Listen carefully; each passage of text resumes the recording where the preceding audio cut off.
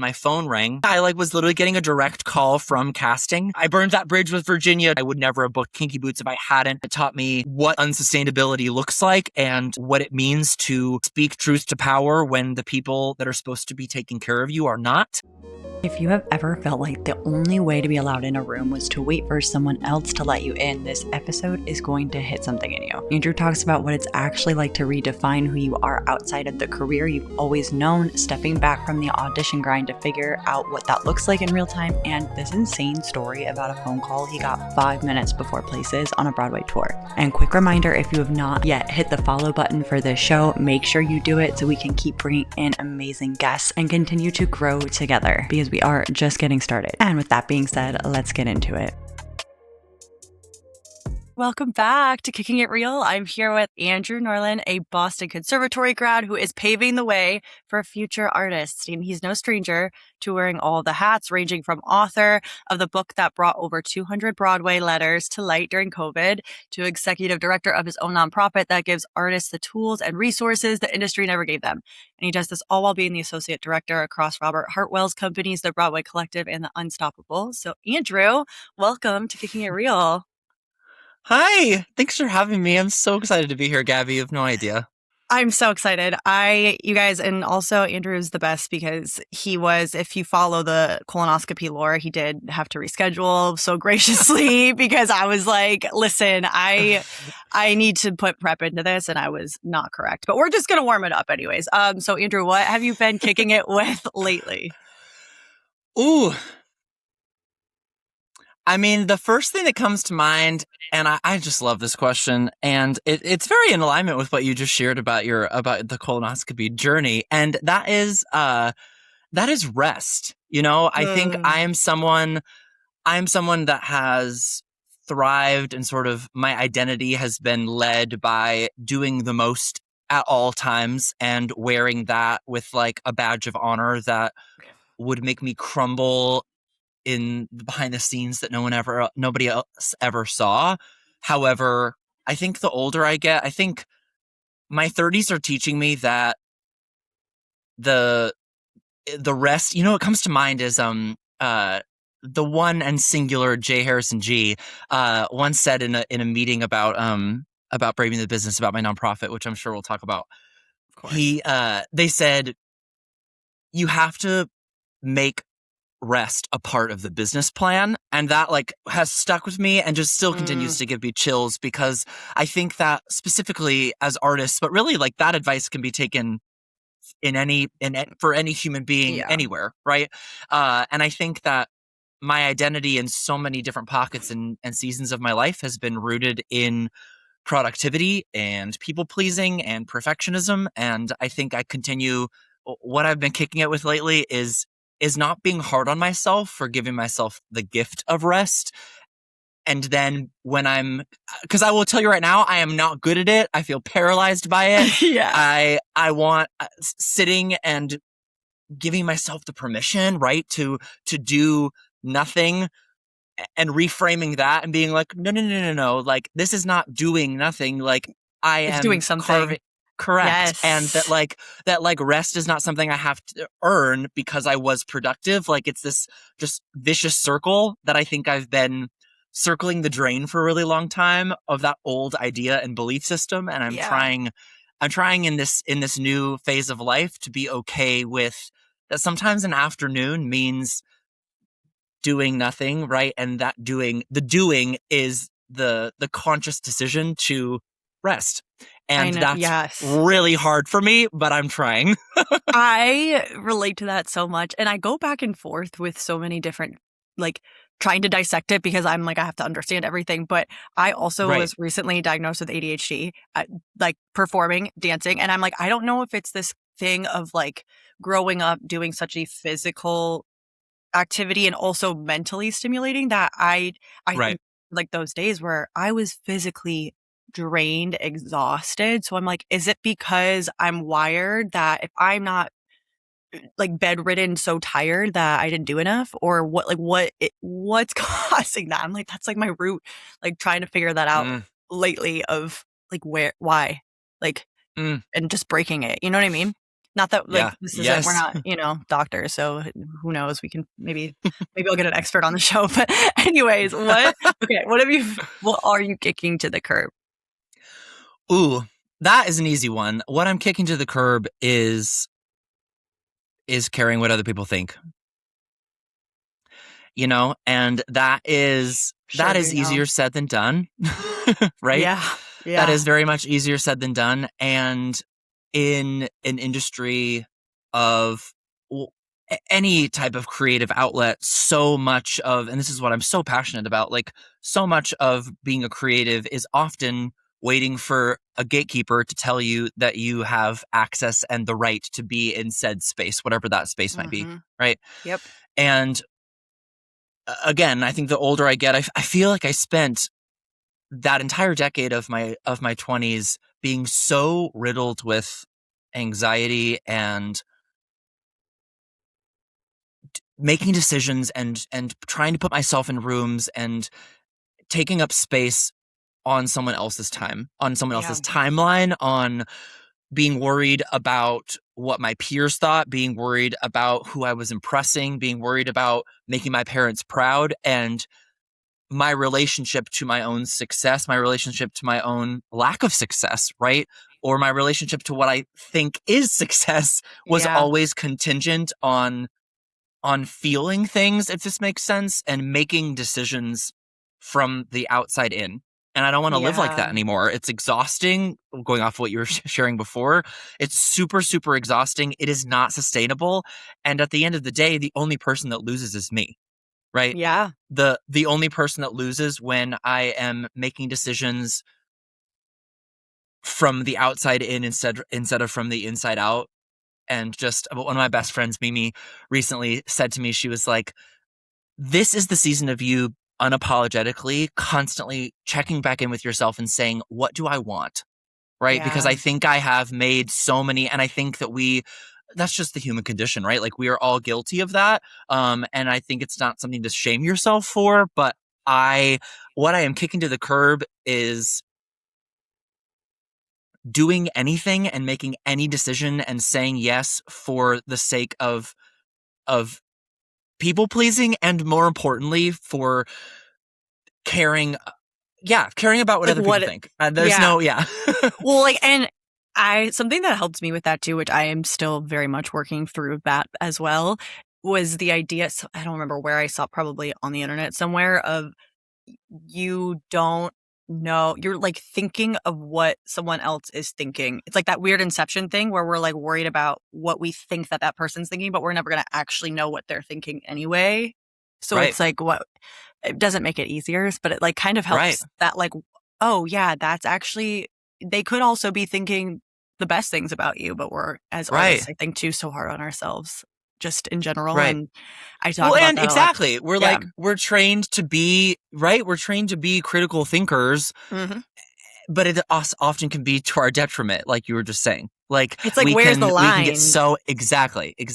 And like, where do you give yourself grace? Where do you continue to, I think something, a way that I try to live my life is continuing to be curious in all things. However, sometimes your curiosity can lead to doubt if you're not super careful, right? And sometimes you just have to take a risk and make a decision and activate. I'm such a planner, and I don't know if you relate to this, but I'm such I can get stuck in, that's what the last few years of life in different areas and buckets of my life have been, is like, oh, I am getting so stuck in the like preparing that I'm like paralyzed to take action, to like do something, because I'm scared of what people think. I'm scared of putting myself out there, getting feedback, whether it's positive, negative, or like disinterest or just indifference, right?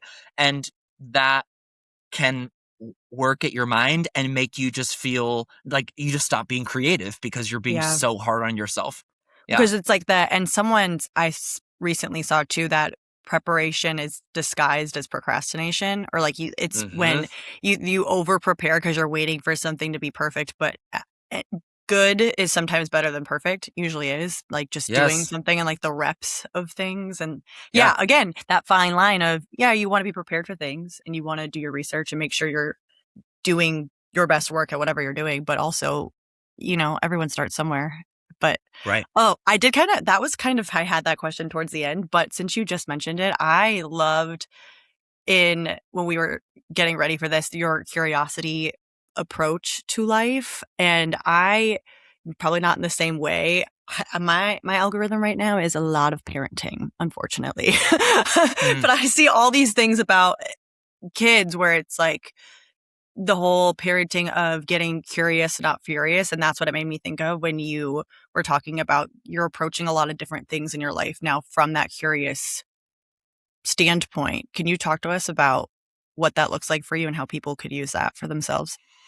Yeah, that's so good. The first thing I think about is my sister and I are incredibly close. We were best friends. We talk every single day. And she's 4 years older than me. She has 2 kids, my niece and nephew, Jax and Momo, short for Jackson and Marley. And they are back home in Oregon. And something that is such a gift of being, like, to go off of what you were just sharing, something that's such a gift about being an uncle is being able to sort of heal, which is also what makes me so excited in the future to be a dad, right? Like, being able to heal parts of myself and parts of my inner child through seeing, I talk to my sister daily about, like, what she's navigating with my nephew is about to be 12 and my niece is about to be 8 this summer. Oh, God bless in July. her.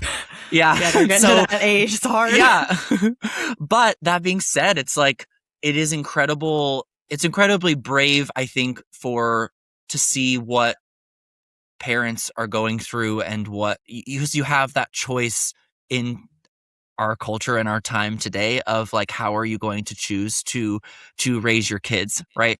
And so much is like being a mirror, and that they are just going to mirror and copy what you do. So it's like, if you just continue to, her and I talk about this all the time, like, if you just continue to work on yourself, if you just continue to go to therapy and work through your own BS, right?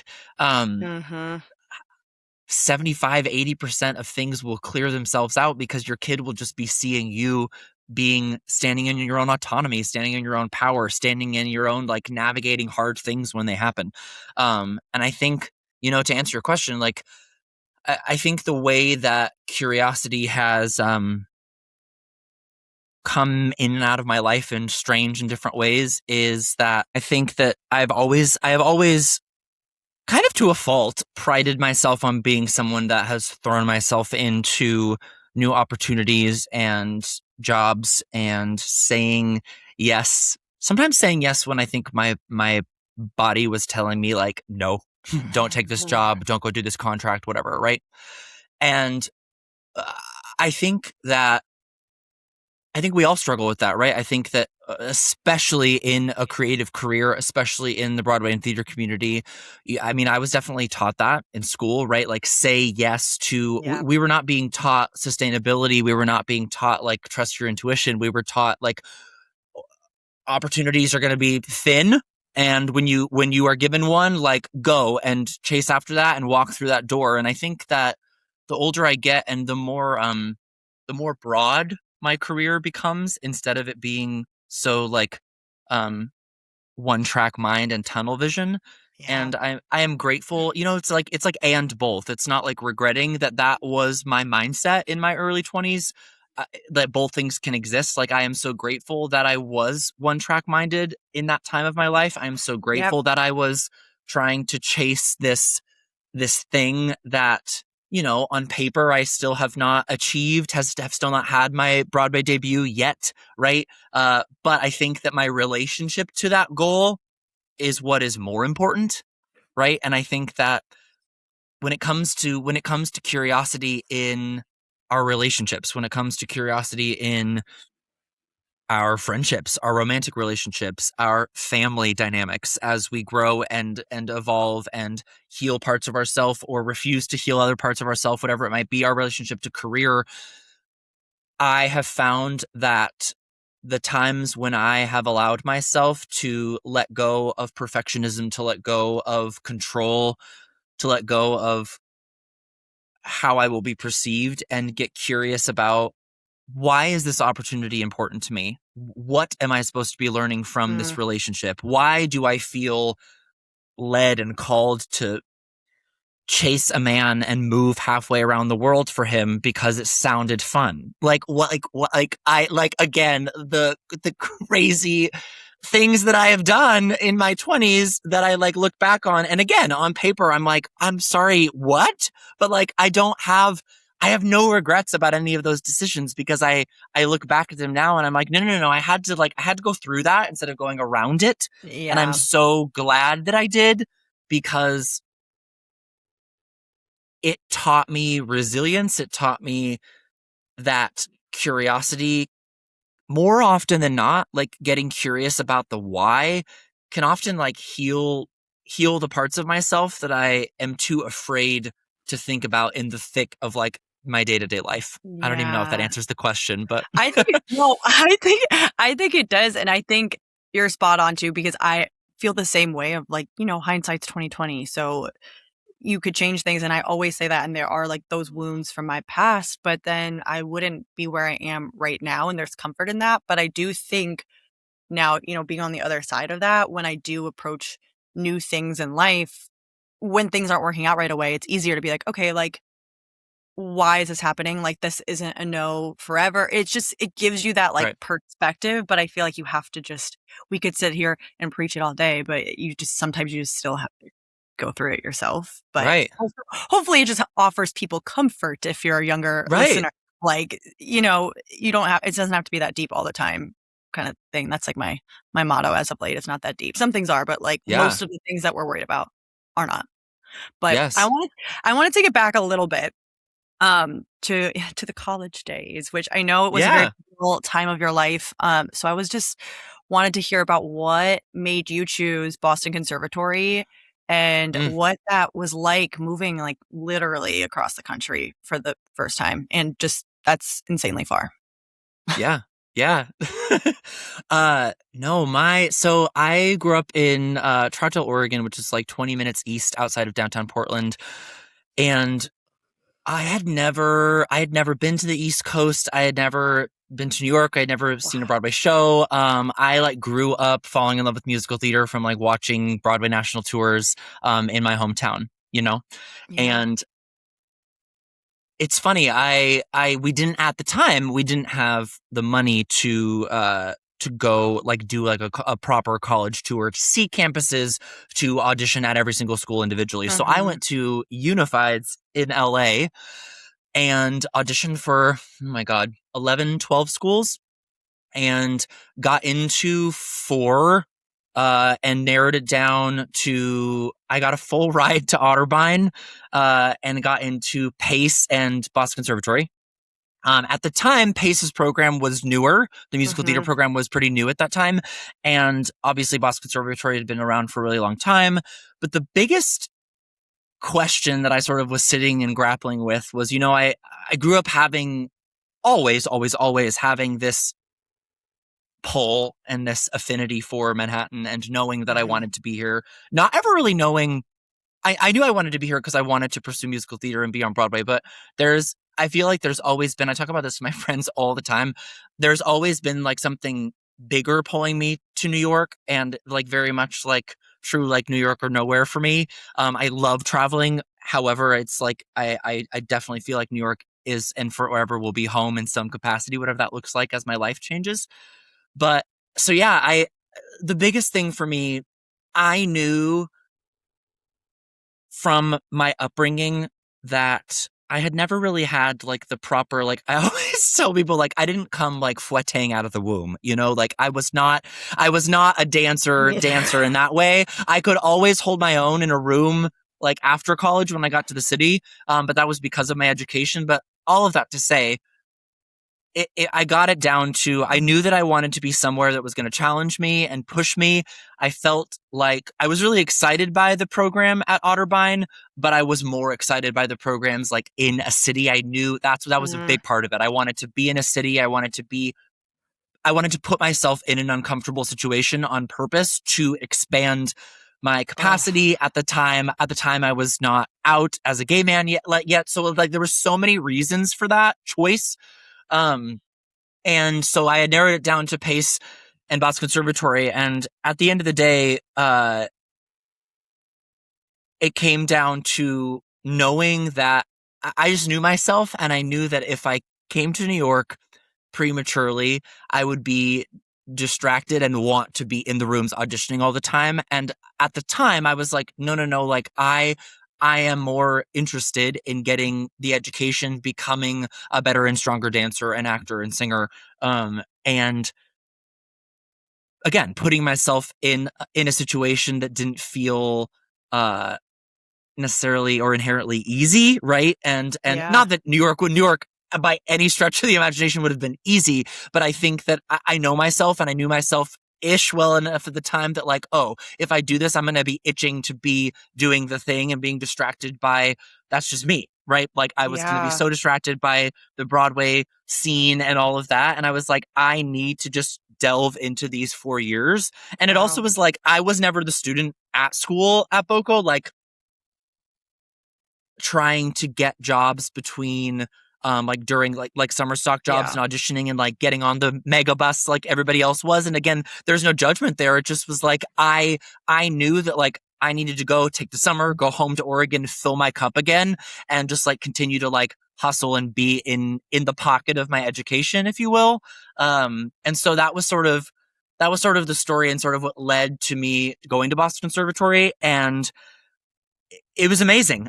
Those 4 years kicked my ass. And it was at the time my freshman class was the biggest class they had ever seen, I believe, not counting the grad students. I think we had 62, 68 people. It was wild. Wow. And the majority of us lasted all 4 years, all the way to graduation, which is pretty incredible. That's pretty good. Yeah. I know that's like normal for like people like, nah, never mind. Yeah. Because it's a lot. It is. But yeah, I'm so grateful, number one, for my education. I'm just so grateful for my, I think I'm definitely the like, especially in that time of my life, the like, ooh, shiny thing. And like that's what I mean. Once I was in Boston, and again, it was really beautiful, like starter city before I came to New York, because it's like incredibly walkable and like super compact and impossible to know where you're going because it's not a grid system. God help us all. But yeah, grid system's hard enough. But no, it was, I won't lie to you. Like I was just talking to my best friend Mimi the other day. We were just laughing about like it's wild when you look back at your college experience, some of the stuff that you're like, I'm sorry, we paid what every single year to do? We were asked to do what in a classroom? Like, what did that, how'd that help us? Yep. But it's like we live to tell the tale. We have the story. But yeah, I'm really, really grateful for that experience, because I think the biggest thing I took away from school was it taught me a lot of resilience. And above all else, it taught me that if someone is not going to give you the opportunity, make it yourself. Yeah. And stop waiting for permission to be creative, because it's not coming. Like that has to happen from within. No, 100%. How did you, like, I'm listening to you and your reasoning and your rationale behind everything, and it makes so much sense. But me at 18, never. Like, how did you have so much wisdom at such a young age to be like, this is my, like, do you know what I mean? Because I feel like my experience was, oh, I want to go to a school with a football team. And to be so for real, I was probably just way too afraid to go to New York. It wasn't even like, it didn't come from a place of, I know I'm not ready. I mean, I definitely wasn't, but it was more of a like, no, that's way too much. Like I was too afraid. So how, like, were you always just that in tune with yourself? No. Oh God, no. And I think it's funny you say that, because I think that I am definitely like telling the story from hindsight, me now. Yeah. Yeah. Obviously. But I think that it was a combination of things, right? I think the underlying like emotion there was 100%. The justification to me was like, oh, I want to like do these 4 years like that. But underneath that was like the fear of like, okay, if I'm in New York, if I'm at Pace, what does that look like? And now I'm like even one, it's those moments in our lives when we get that much closer to the thing that we've been saying forever that we want. And then, so I wouldn't say that, I don't know. I wouldn't say that like going to Boston Conservatory was necessarily a choice of like self-sabotage. Not at all. I was very confident in that decision. I was really excited by Boston. And also I think that there was absolutely an element of, I'm afraid to go to New York. I don't know that at 18, 17, I don't know that I'm ready for that yet. And again, like you said, in hindsight, I'm really glad I made that decision. But yeah, it's funny when you say it like that, because I don't feel like I felt wise or ahead of my years at all in the moment. I think that, to be completely real, in that season of my life, I was running. I was running away from myself. I was running away from everything that home, and hiding the fullness and the breadth of who I am as a queer man, and being in the closet still in that season of my life, and not coming out to my family until Christmas after that first semester of my freshman year. But it was, I think, a lot of the decisions in the moment as 18-year-old Andrew, I think that the decision was being made from a place, not even from a place of scarcity, but from a place of, again, from a place of running, but like just complete and utter abandon, like just like running towards like, I don't know what this entails, but I'm, like I said before, like I'm gonna go all in. I'm absolutely terrified, but I'm jumping in head first, because I refuse to live and feel the way that I have been in this old version of me. Yeah. And I think that I think I made a lot of decisions like that in my 20s. I mean, and I they I can led to relate, a yeah. lot of, right? Like they led to a lot of abundance, and they led to a lot of lessons. They also, in the moment, led to a lot of wreckage. I won't lie. Yeah, Of but it's like the within and with stories. people. Yeah, We exactly. need to. Exactly. It's the whole 20s. I mean, yeah, that I think that people underestimate that how much power is also in that, in the Yeah. sense of like, not, I don't want to call it rock bottom, but it's like, oh, what motivated you to do this? It's like, well, I was so tired of my current situation that something had to give. And I think there's still a lot of bravery in that, which everything you've said so far, which we're going to get to eventually, but like the brave word does keep coming to my mind for you. So that like is all kind of tracking for me, which I love. I wanted to ask one more little part about college, because I love that you said you had to let go of habits to love theater more, which, oh my God, as I've already said, and you've negated, of like, why you seemed like you had it all together, but what kind of habits do you feel like college forced you to let go of, and which ones did you replace them with? It's funny. I feel like when you ask that, the first thing that comes to mind is like, I feel like I spent all of college unlearning. And also that's what was being told to us, right? That's what's being preached at you, of like, you need to unlearn the habits, because the majority of people, and I definitely felt this way too, like, you're coming from everyone that you're surrounded by, and now you're in this massive talent pool. Everyone came from being the bit, like the age old saying, like everyone came from being the big fish in their small pond of their high school, of whatever that dynamic was, and they were the person being cast in everything. And like I was the thespian president and the choir president. Like I was like doing the most in high school, as we all probably were. Yes. Right? I don't know how we did it back then. And yeah, I think it's funny. I feel like the thing that just came to mind just now in this moment when you just said, I don't know how we all did it back then like that. Like, I think we go through these phases. In college, we were being told, unlearn all the shitty habits you had when you were in high school, and we're going to teach you this new thing. But then to be transparent, I feel like I spent my 20s trying to unlearn some of the BS that college taught me that didn't actually help me in my career, if that makes sense. Oh, it does.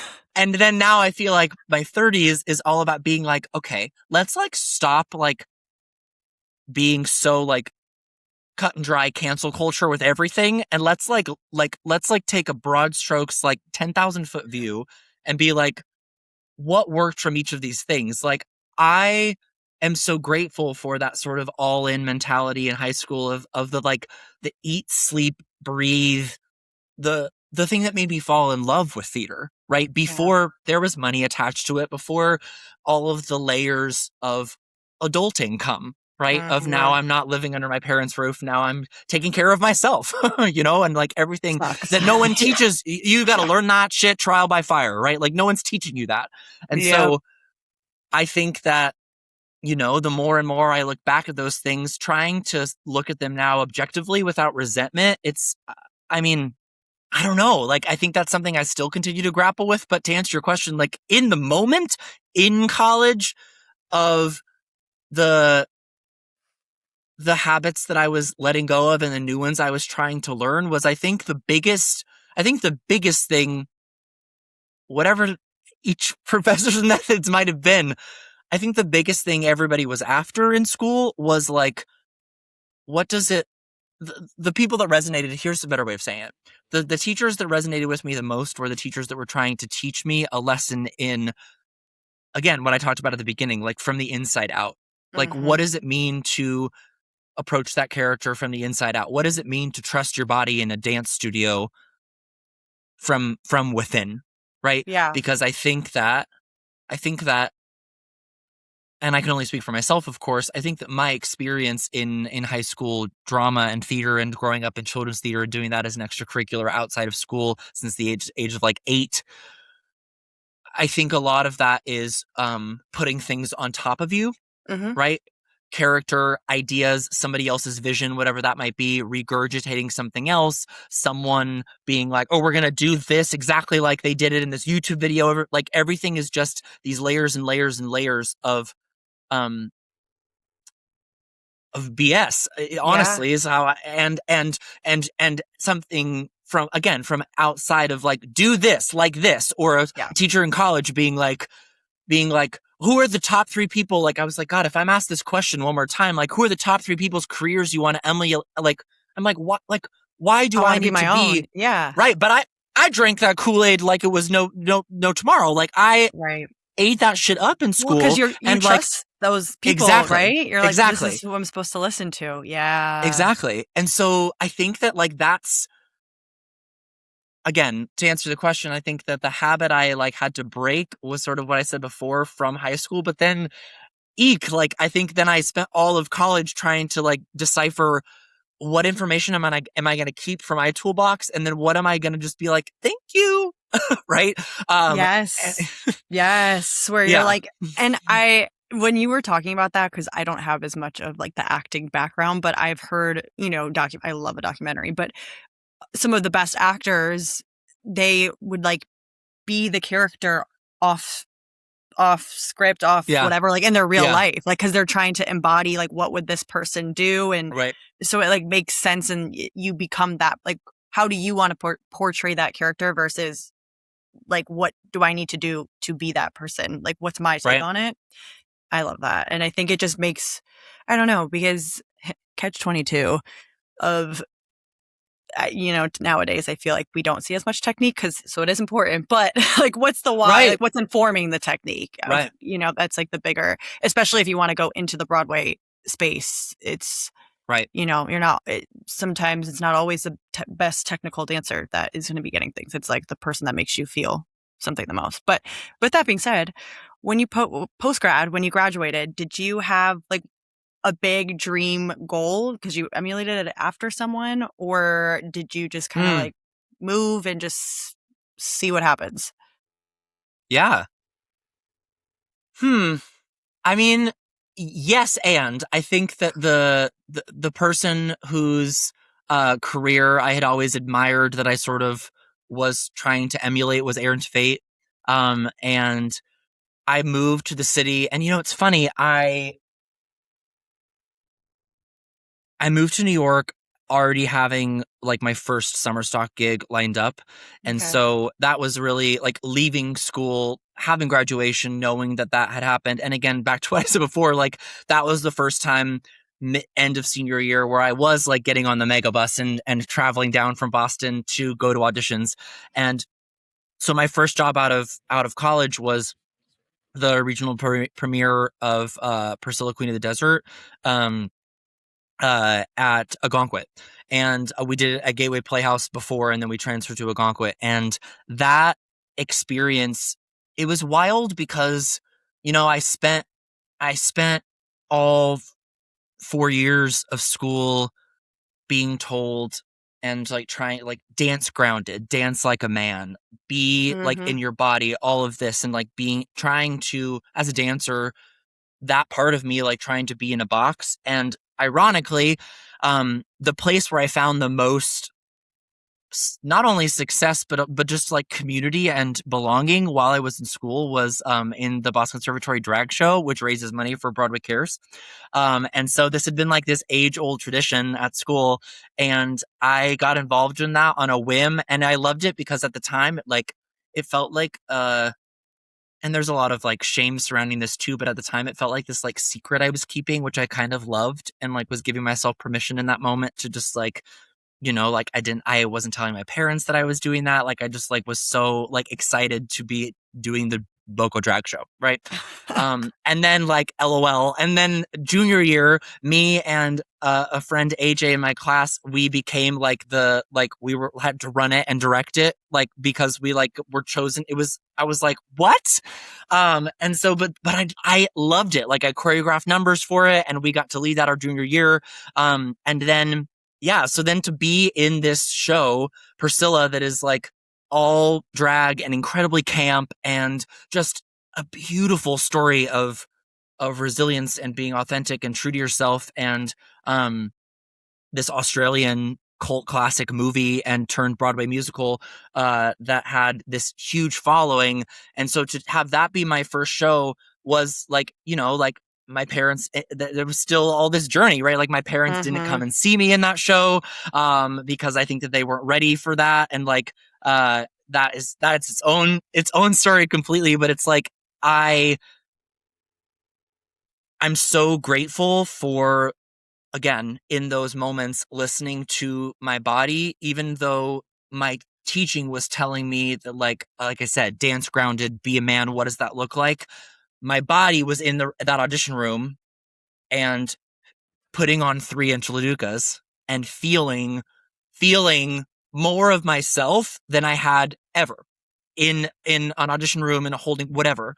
And that job changed the course of my life and the trajectory of my career, because every single job between that and booking the Kinky Boots National Tour, all like none of that would have happened because every single thing was a relationship that led to the next thing, whether I was just offered something or in the right place at the right time, in New York at the right time, not in New York at the right time.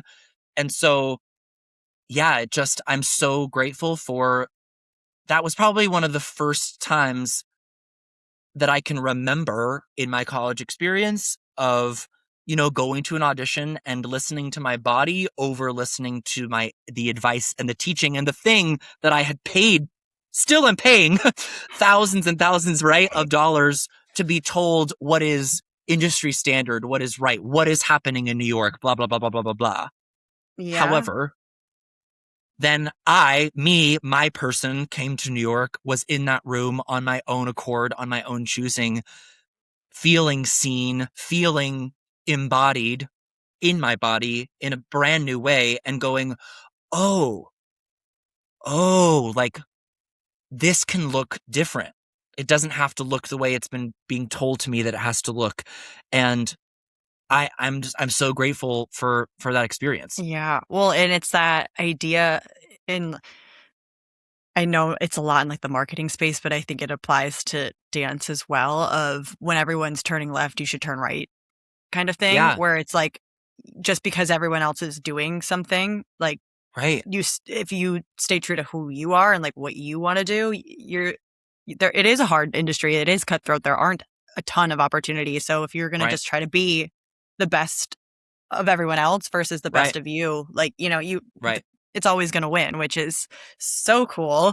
And as soon as you said the 3-inch Laducas, I said, oh, I already was like, there's the Kinky boots. There it is. Can you tell us a little bit about that contract and just the like physicality and the intensity of that schedule and show and how you were able to get through all of that? Yeah. So I had a really long journey with auditioning for that show. I had been in for it for Broadway maybe 2-3 times, and then for the tour 4 or 5 times. And I mean, and again, going in for it from the tour, transitioning from equity to non-equity for the first time. Right. And there have since been, post-COVID, there has been the production that they did, the revival off Broadway, equity here in the city. There's been now a new tour that's back out, non-union again. But the journey with that, it's funny. It's like that was slowly over time after doing Priscilla here on land and then doing Priscilla contract for a year on a cruise ship with NCL, I slowly just became sort of enamored. That's when Kinky Boots was becoming really big. And I had just I've always been a massive fan of Jerry Mitchell, and I just had this huge love and affinity for the show and was like, I need to be in this. And the story is just very much like the truest form of like, what is for you will not pass you. So I had been doing a summer of Mamma Mia at 2 different regional theaters back to back. And then I finished that contract and didn't know what I was doing next and was heading back to the city. I had a contract lined up for like 3 months later, but there was this like interim where I like didn't know what I was going to do. Like everyone, coming back to New York, feeling like I was starting at zero, feeling really paralyzed by that. And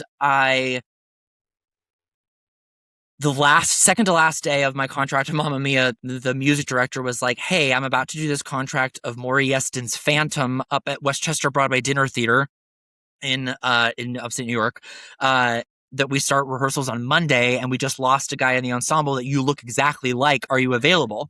And I was like, what? And so I had a contract in Virginia lined up again, like I said, for 3 months later. And I hadn't signed that contract yet, but I had given them a yes. My agent had given them a yes. And I was terrified to like take this other thing which I was excited by because it was going to keep me in the city, because you like commute to Westchester every day, which was wild, to do this contract of Maury Yeston's Phantom. And so he was just like offering me this job, which was wild. That had never happened to me before.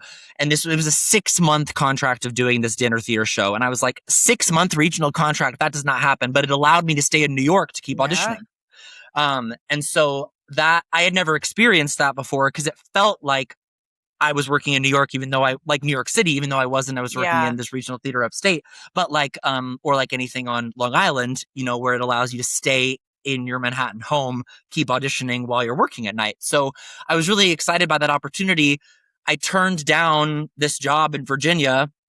That like they were very unhappy by that, and like young me was like very insecure about like, oh my God, I'm ruining this relationship. In hindsight, I'm like, no, like that's the nature of our business. And ironically, that was a show with heels as well. It was a production of Lacage. One of my best friends at the time literally got to be like slotted, and he got to go do that contract that I didn't get to do anymore. So it was like this beautiful moment.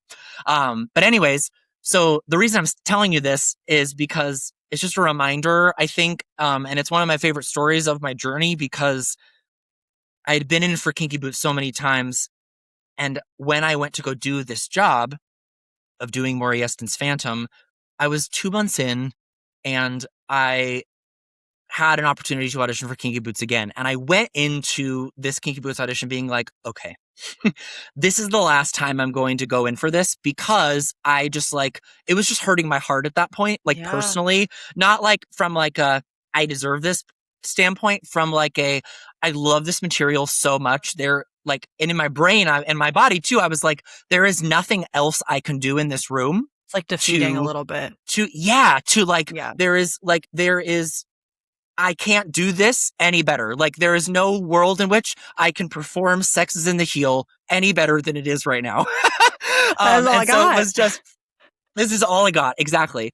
But it's funny because it's like, I think that some of the magic comes from when you give yourself that permission to not control it anymore. Like, I think that audition was the best I had ever done it because the mindset I went into the room with was like, I don't need this anymore. And I've always heard in my early 20s and my early career, people saying like, oh, like, you know, like have that mentality, walk into the room like you don't care and like, or that you don't need the job. And that never resonated with me because I like am a person that like might care to a fault about everything. Yeah. And care too much. You know, we're working on that in therapy. But no, I went in and, you know, at that point with casting and the associates, like they knew me. And to be real, at that time, I'm 2 months into this run of doing the show every night of this production. And I was miserable. I was not happy with this job upstate in New York. And, I was doing that contract non-union. I hadn't had my card yet. And I knew that something had to give, like something had to change. Like there was, I had never felt more out of alignment. I was not happy going to work every single day. I was happy to have a job. I was happy that it was allowing me the opportunity to stay in New York. But I will never forget, we're like at 5 minutes to places of the show one night and my phone rang. And I don't know why my agent wasn't calling me. I like was literally getting a direct call from casting. And I think that now that I think about it, I might have been with that Virginia thing. I might have been in between agents at the time. I don't remember, but I got the call right before we went on stage of like them like offering me one of the angels in Kinky Boots. And it just was this moment of realizing that like, don't take yourself out of the race before it's over. Like don't take yourself out of the running for the dream that like you identified, that you wrote into existence before your time is up. And I won't lie to you, like that contract was incredibly hard. That group of people, shout out to everybody in that Kinky Boots family of that closing non-union tour before COVID happened in 2018, 2019, like those people are family because we saw the whole country together. And let me tell you, that was the circus. We were doing one-nighters like the circus. It was bananas. But again, that contract taught me my worth. It taught me how to take care of my body. It taught me why we need to have a union. It taught me so like the list is endless, and it taught me how to take care of my voice. It taught me what unsustainability looks like and what it means to like speak truth to power when the people that are supposed to be taking care of you are not. Whether that be in management, whether that be in the person paying you, whatever it might be. And just that no one is going to stand up for you unless you are willing to stand up for yourself. And I think you have to be willing to lose something always. And that is what that experience taught me is like, you know, like, again, it was this weird season of me as a people pleaser. Like I burned that bridge with Virginia to go and be able to go and do this thing upstate. Right. And then that, which allowed me to be in New York. And I would never have booked Kinky Boots if I had said no to that and been in New York doing this job that I started to not like. And then I had bad blood with them when I was like, okay, we have a month and a half left. You have to replace me. I'm leaving to start rehearsals for this and I'm leaving to go on tour. And it just, I didn't like my body and my mind and my spirit didn't know how to handle like disappointing all of these gatekeepers and these decision makers. And like, I was taking it personally in the wrong way, you know, and if I could go back, I would not be so hard on myself inside my own mind and of making those decisions and realizing that like, no, like this is my career and my journey and my path. And there's no rule book or Bible of how to do this, and prescribed way of how to get to success. And so, yeah, would it be nice if I didn't have to, Leave. burn Yeah. those. I say burn those bridges, but that is a phrase put into us so that we don't ask for what we deserve, so that we don't, ruffle feathers. And I think that like, I am so like, let's use the phrase, right? Like, I'm so grateful that I burned those bridges because it led to something more, less of it leading to me getting to do a show I wanted to do.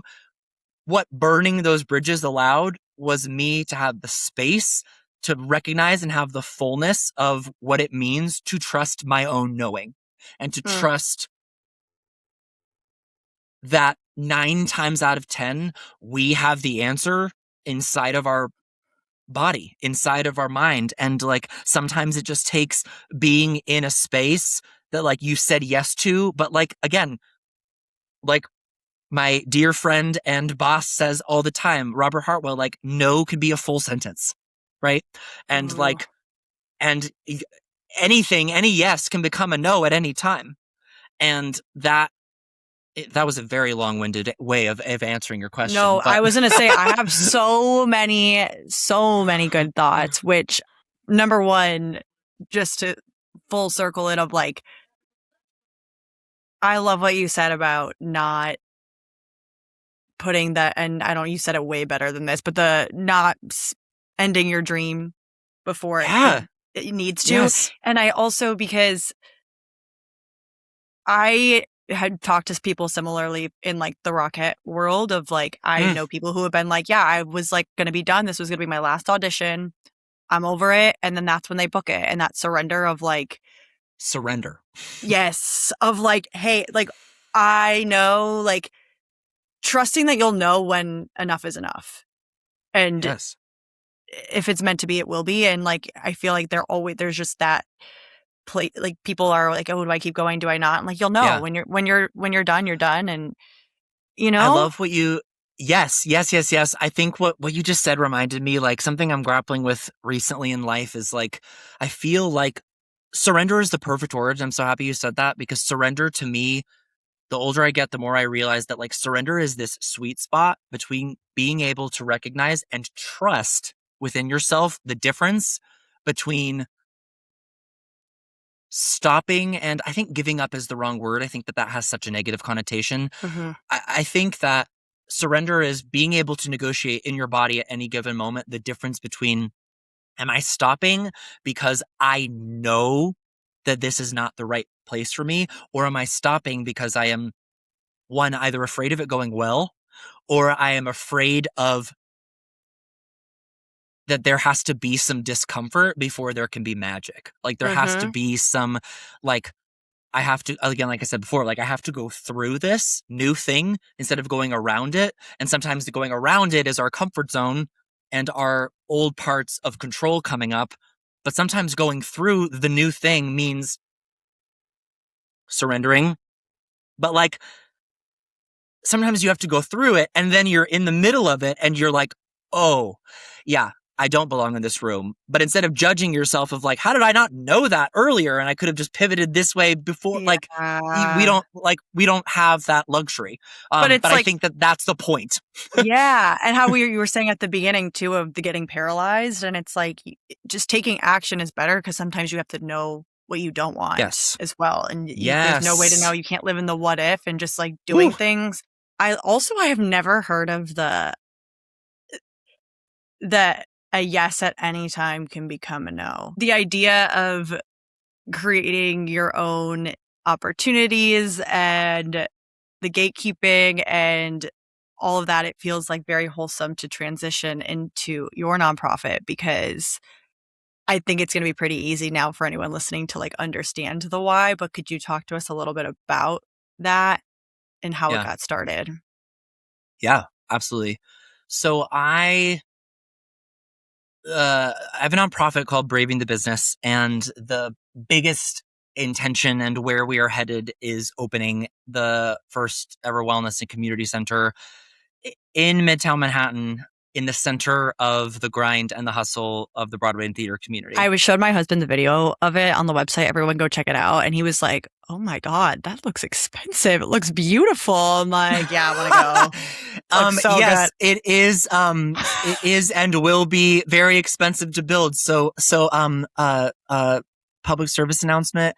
If you are a lover of, I'm going to shamelessly plug this right now. If you are a lover of the arts, and like full like joking aside, and we can really get into this, but if you are a lover of the arts, like this is the section of the podcast to listen to, because we can't do this vision alone, and that is at the center and the heart of the why and of what Braving the Business is all about. So our goal and the plan is to open this wellness and community center on the entire 8th floor of 500 Pearl Studios, on 508th Ave, because something that I have always grappled with and struggled with is that we throw around this term of the Broadway and theater community, right? We throw around this word community all the time. But I would argue that you are only in the community when you are lucky enough to be let into the said community by a gatekeeper saying, here is your job. And what do I mean by that? I don't mean that the community is not accepting. I mean that literally the idea of communing, of gathering, of being together, the togetherness, the thing that made us all fall in love with community and live theater and making something that's different every single night and coming together and being in this sandbox and playing as people, whatever it was, whether you're behind the scenes or a director or a choreographer or a stagehand or an usher. Like, the reason we all come and have this experience in a theater or at the Rockettes, whatever it might be, we all fell in love with the feeling of creating something together live in communing together, right? And the thing I struggle with is that I have seen incredible Tony Award winning with 20 years plus careers that I've had the opportunity to work with regionally or whatever it might be, have moments of dry spells in their career and them being depressed and hard on themselves and struggling. And the thing is that, like, I have not had the Broadway credit yet, right? But I have enough friends and people in my circle and people in my tribe and loved ones and chosen family here that have had that. And what the through line is of everybody is the recognition that at the end of the day, and this is not to discount it, right? At the end of the day, it is just another job. Is it also something that I am working towards and that I want to accomplish? Absolutely. And also, my point is that I wanted to create Braving the Business because something I personally was so tired of was coming back from a contract every single time and starting from zero and feeling like, okay, I had that survival job and now I have to like find a new one. They don't want to bring me back, like having like 3 or 4 gigs and just always feeling like, you know, like, yeah, you can say artists are resilient. You can say that we're like incredible at reinventing ourselves, but like that's exhausting. Like, we are exhausted. Every creative, whether you're a performer on stage or not, this is an industry of endings, right? It is an industry of, unless you're in the Wickeds or the Lion Kings and the government jobs of Broadway, you are in an industry of not knowing if you're going to get a closing notice when you go to work tonight. Yeah. And that, if there's one thing I learned on the other side of going through this global pandemic and this unrest and this communal, talk about like taking gathering completely away, right? And being like, what is our existence and our lives like when we don't have each other, when we don't have this live, like real pulsating experience that we all are addicted to, that I love so much. And I realized, I'm like, oh my God, like, we do not have a place that is a gathering place for you to come and exist in the fullness of who you are as an artist without that place being contingent on you being a Tony Award winner, you being Tony nominated, you being invited to that opening night party, you being on Broadway or not, you being union or not, but a space that is just evens the playing field, that you are an actor or you are a person behind the scenes. All of these things that exist that we're not going to ever change from the top down in like the pyramid, because like we would be lying to ourselves if we thought that listen, I get it. Broadway is a business. Broadway is like capitalism to an extreme. Sure. And also what like my why came from like what would happen if we created a place where like in that pyramid where the majority of us are the people at the bottom of that food chain, what would happen if all of us had space to breathe and to take up space, to be reminded of who we are, a space for the person that pivoted, that loves artists, that is no longer auditioning, that has built a family, but misses being in community, being in proximity to the magic of creatives, the magic of people having vision in New York and what that looks like. What would it be like to have a place where we can have a monthly book club, a weekly game night, a place for people to come and when you first move to Manhattan, like have someone help you and coach you on like, okay, you want to live with roommates? Do you want to live with roommates that are artists? Is that going to help you or is that going to hinder you? Do you like what kind of survival job are you wanting to have? Or what kind of money are you wanting to make? Like you get here, and I had this huge community from my college experience, but then you get here and we're all in this like little silo of like hustling and trying to figure out what the hell we're doing. And there is no rule book. And so you just like kind of see each other in a holding room where we're supposed to be auditioning, but like everyone's not really talking about what they're struggling with. Everyone's trying to, because you're trying to get a job. So there's not like the holding room. Everyone's like trying to catch up and it's just a lot of energy. And it was never energy that I felt. And this is not a judgment of like, use that as a space to catch up with people that you miss. Absolutely beautiful. That was never my journey, right? Like I was the person with my headphones in the corner. And I didn't want to I've never really wanted to use the holding room as a Kinky moment. And also, but the thing is that then I would leave that and then I'd be so hard on myself because I'd be like, oh my God, what do people think about me? Like I was being like such a like loner in the corner. Like they must think that I'm like, is that going to affect the job I'm going to book? And then we go down this spiral because artists and creatives are intuitive people and aware, hopefully. And so I think this is the very long-winded way of saying like Braving the Business came out of the desire and the need for my, number one, selfishly for myself, of being like, what would my existence in my early 20s in the city had been like in this business if there was a place that I could just come and be an artist without having to be on.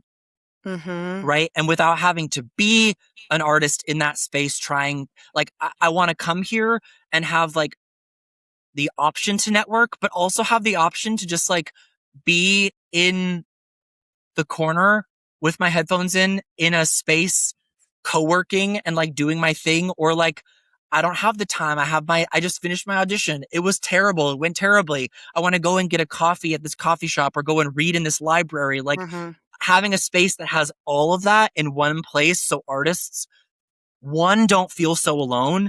And two, are celebrated for being in process and being reminded that your career never needs to look like this carbon copy of other people's. What could it look like if you led from a place of knowing and also had a built-in community that you didn't have to wait to gain access to? That's what I'm after. And I think that this idea for it came from the book that I created during COVID, because what that book did was sort of jump-started my connection to all of these big Broadway names when we were building that. And that happened because I created the book and was able to make the book with legendary Broadway photographer Matthew Murphy. And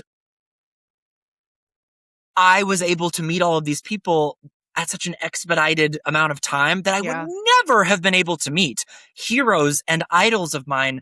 And that is like, that experience created so much bravery in me while equally creating so much imposter syndrome of like, oh my God, like, who is everyone going to think, like, who is this guy creating this book for the Broadway community that doesn't have a Broadway credit? And so I've always sort of been at that like flexion point and at that like crossroads of being like, who am I to be making this? But also like, why not me? Like, what, like, you know? Don't you think that like once you met all these people too, where you're like, oh wait, actually we're not as different as you think you are in your head.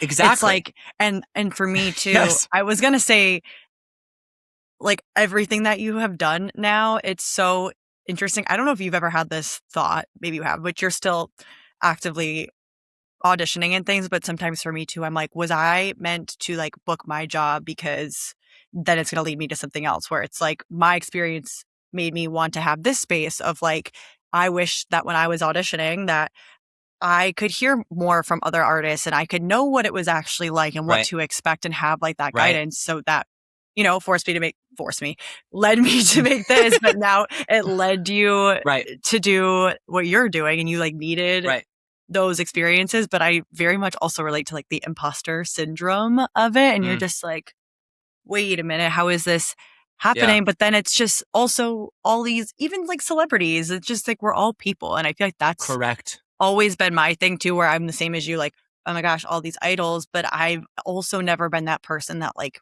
really even put celebrities on pedestals, because I'm like, they're just a person at the end of the day. Like, can we just connect as people? And like, especially in this industry, I feel like most people are pretty good people, because it's a very people business and people don't like to work with bad people.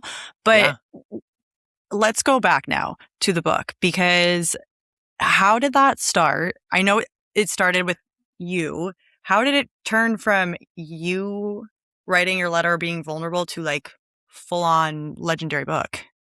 Yeah. Thank you.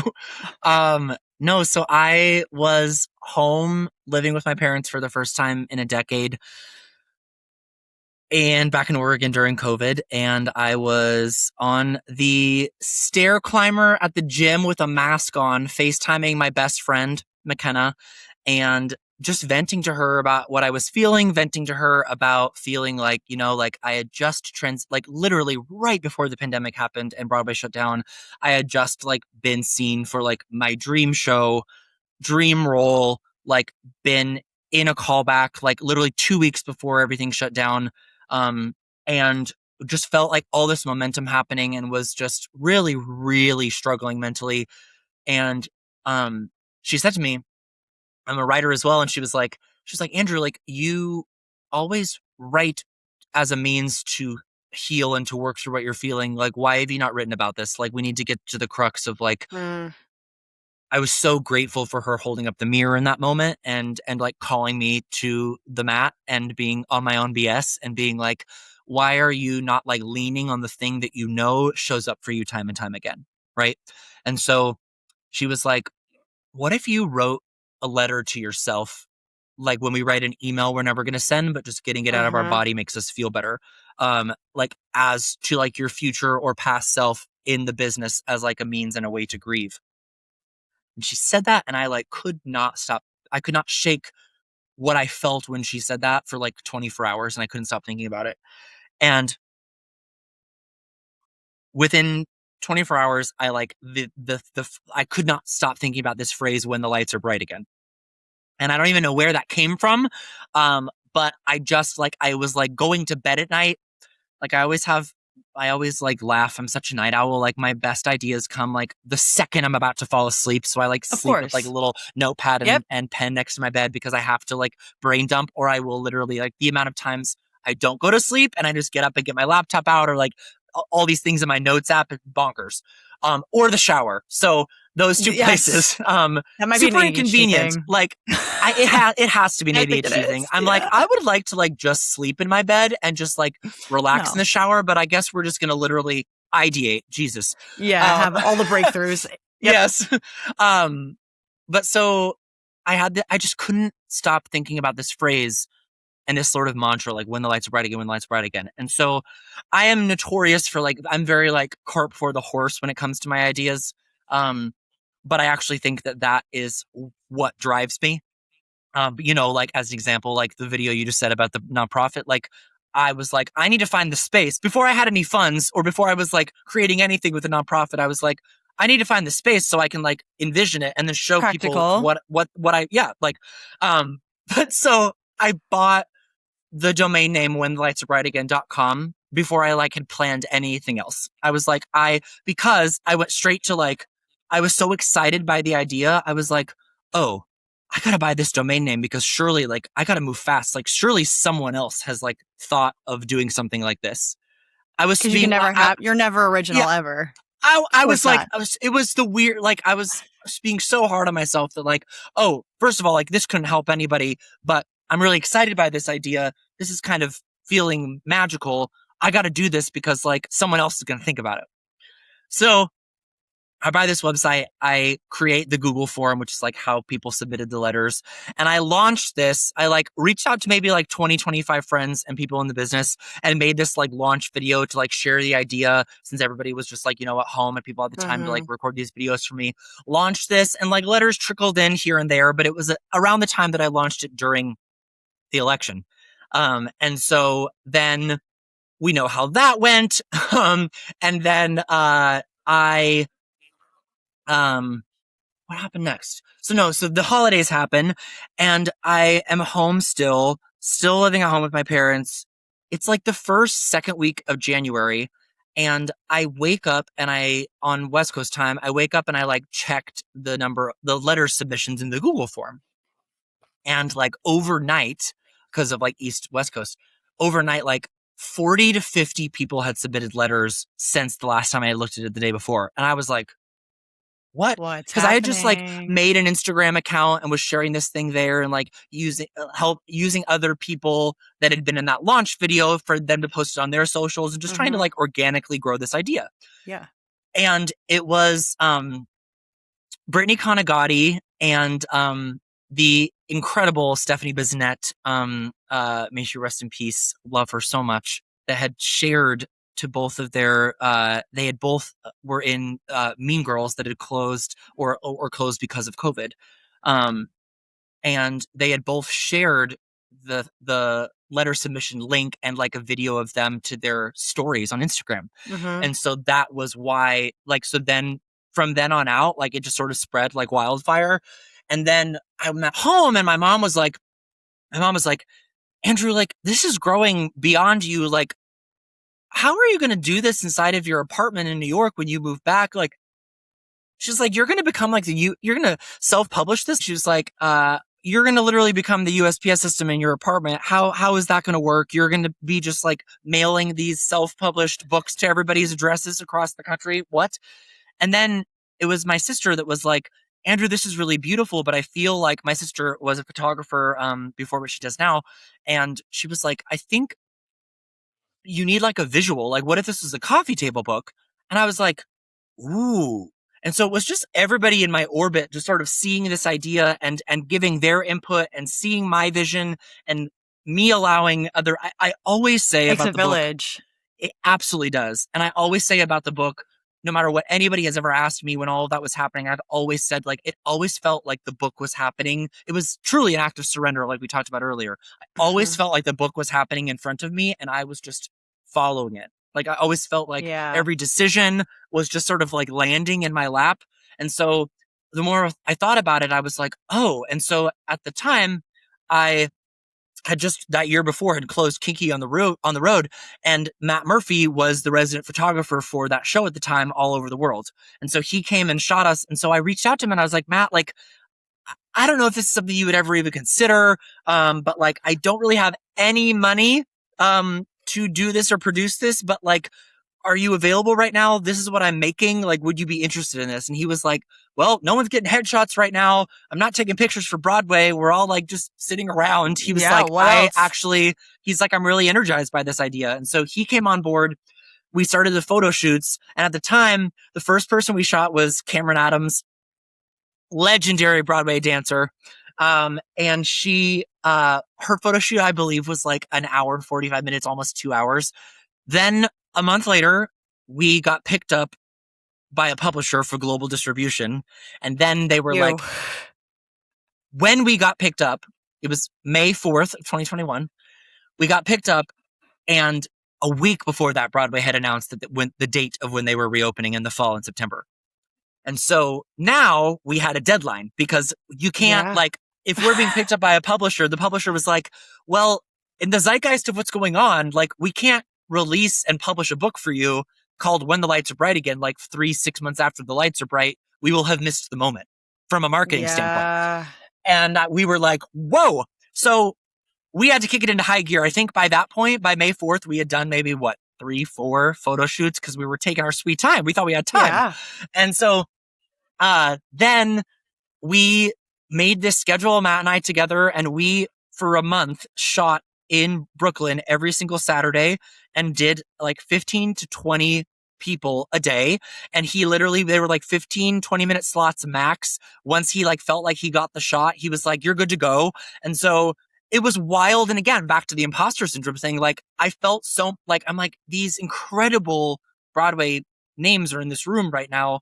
And we're just like, thanks for being here and coming all the way to Brooklyn for your 10-minute photo shoot. Like I felt so like, but it was magic. Like the book was leading the charge. I was so honored and grateful to be working with the powerhouse that is Matt Murphy. And in the end, like we literally, when they signed us and gave us this book deal, they were like, you need to have the final book and cannot make any more changes on the 1st of July. And we got the book deal on May 4th. So it was like, and then we shot from like mid-May through mid-June. And like, it was just a crazy, like lightning in a bottle experience. Yeah. That changed my life. And I am so grateful for that seeing what that book did, but more importantly, what the book taught me about when you trust your intuition and when you trust a creative idea. That is like, the community came from me trusting myself and believing for something bigger than me, and believing that I knew when my friend McKenna held up that mirror and said, this is something you might need right now. I knew that I needed to follow this idea and this like flicker in my body and in my knowing. I didn't know where it was leading. I didn't know any of that was going to happen. None of that was part of the plan. I just wanted to create this outlet for people that, like, when my friend said, what if you did XYZ? It made me feel like I could like take a breath. And so I was like, I want to give that to other people. I want to give that feeling to other people, because if I'm feeling this way, I can only imagine how others are. And so then that day when I woke up and saw those 50 letters, I just sat that morning and cried reading what this thing I had made was doing and helping other people feel, because of those 215, 16 letters that are in the book now, all of those people will never understand how much they impacted and changed my life.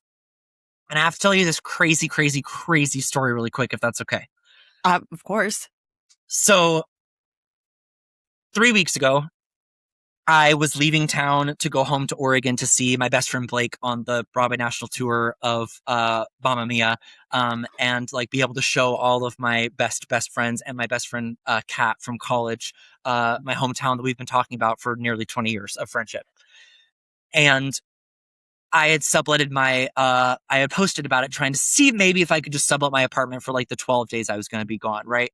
And it worked out. This girl reached out and was like, hey, my parents are coming into town to help me move. She's a performer. Like, it was perfect. It felt like natural. I posted on that thing on Instagram, whatever. And so it was like perfect and serendipitous. So they come, they stay.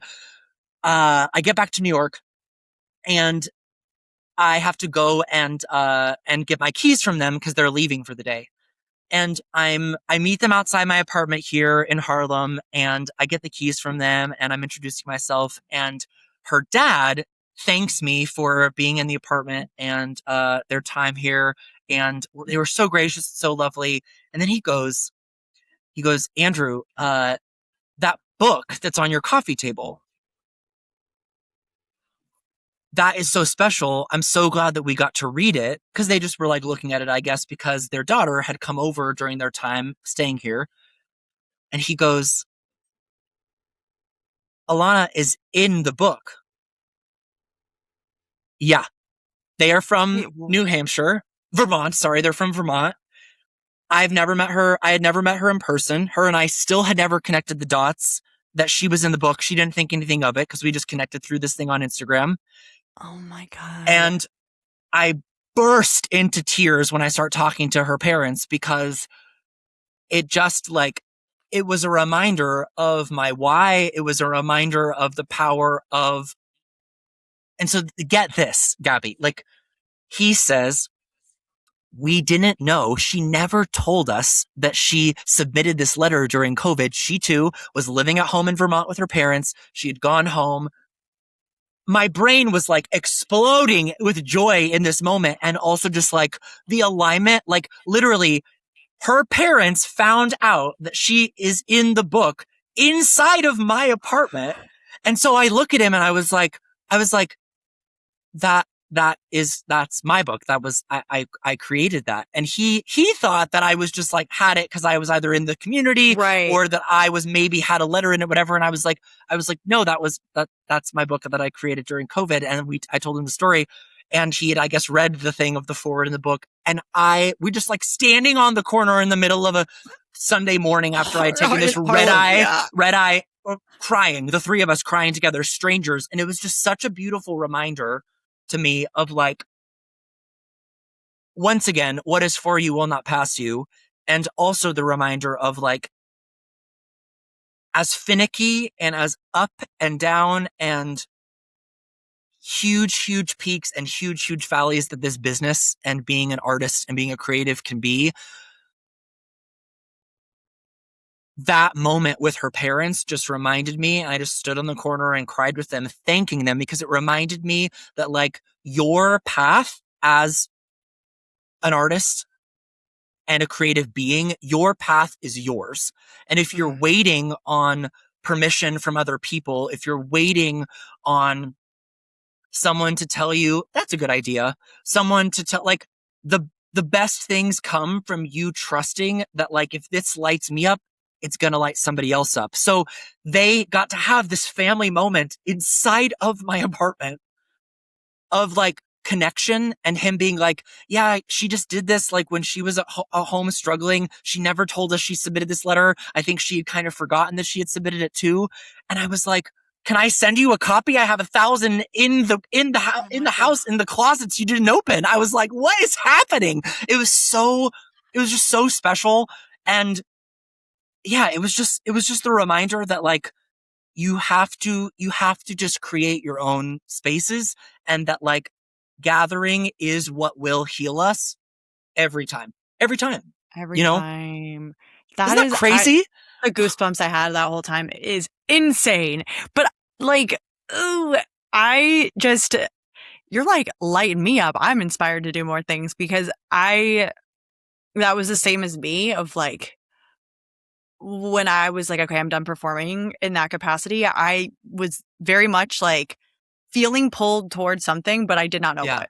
Like, I didn't know what it was, but I was just like, and it's hard to do that. And I feel like now you're not borderline an expert of just like trusting, but I think it's like anything though. It's just like anything you do in life, you just have to keep doing it, like in small ways of like learning to listen and learning to trust and going in that, because it gets easier. Then you start to trust yourself more and more, and you're just like, okay, like I know something's gonna come of this, and like not living in that fear. And I love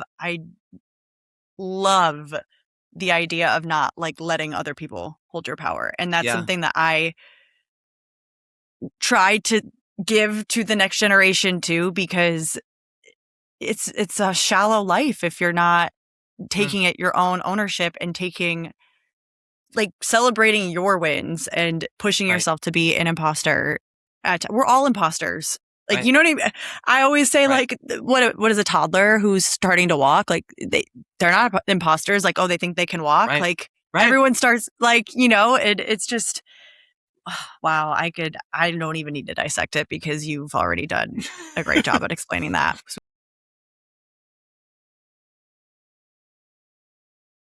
Time for a quick sponsor break from me, your sponsor. It would mean so much if you would hit the follow button so we can keep growing. And if you were thinking of someone while you were listening to this, make sure you send it to them so they can enjoy it too. Okay, and now the back to it. identity piece of being an artist and a performer, and you have graciously stepped now into different roles and different avenues, and I'm sure there was a time where it wasn't as easy. So what did that look like? Was it your job with how did you get into the job you're in now? And did that help you release any of that if you had any of the identity tying piece to being an artist? Like, you couldn't do anything else? Yeah. Oh, that's super interesting. I think,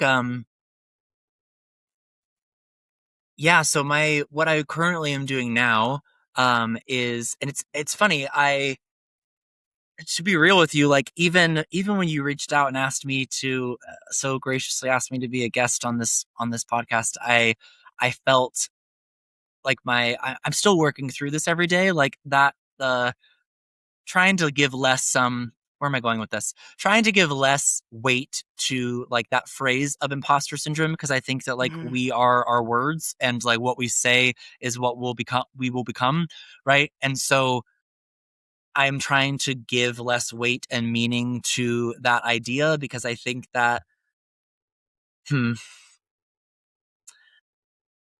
I have always just been like, oh, I am an actor, and like the goal is to be on Broadway. Like that was it. That was, I ate, slept, breathed that being my identity. And my journey, so like what I do now in my 9 to 5 is I work for Robert Hartwell, who had an incredible 10-year career on Broadway.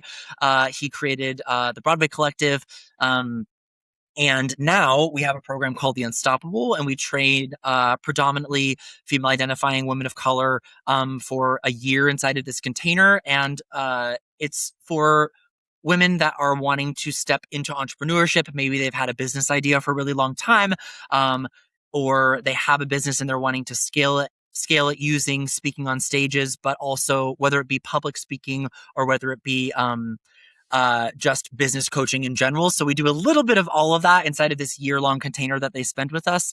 And Robert has really cornered the market and found this magic in this niche of blending all of his incredible talents of his Broadway career, his speaking career. He's just such a natural leader and motivator, and is just one of the most incredible essences, and just exudes joy that you will ever be around.